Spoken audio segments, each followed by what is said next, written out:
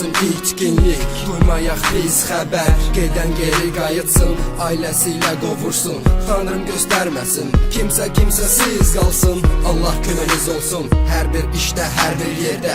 Allah köməyiniz olsun, kimsə qalmasın əbədi xəstə.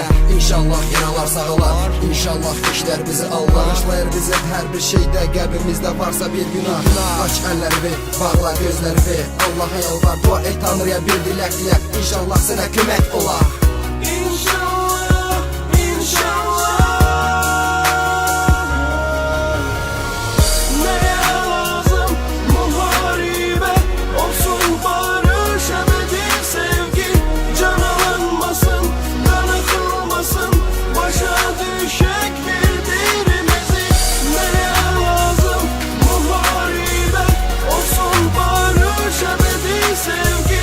Can alınmasın, kan akılmasın, başa düşek birbirimizi. Qoy ürəyimizdə məhəbbət qaynasın, qoy gəmi kədər arxada qalmasın. Yetər nə qədər damla damla yaşaqdır, yetər nə qədər anılar sənə dağlaqdır. Bitsin müharibə, gəlinsin artıq barış, Allah'ın dünyadan silsin kədəri yağış. Gəlin gülək, gəlin xoşbəxti yaşayaq, gəlin mehriban olaq, savaşa son qoyaq. Gəlin dua edək, hər kəs arzularına çatsın, sevənlər qovuşsun, ayrılıq olmasın. Gözlərimizdən axın sevinç yaşı olsun, hər kəs yaxşı olsun və xoşbəxt olsun.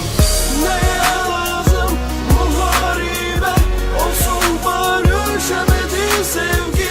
Can alınmasın, kan akılmasın, başa düşek birbirimizi. Neye lazım muharebe, olsun barış, ebedi sevgi. Can alınmasın, kan akılmasın, başa düşek birbirimizi.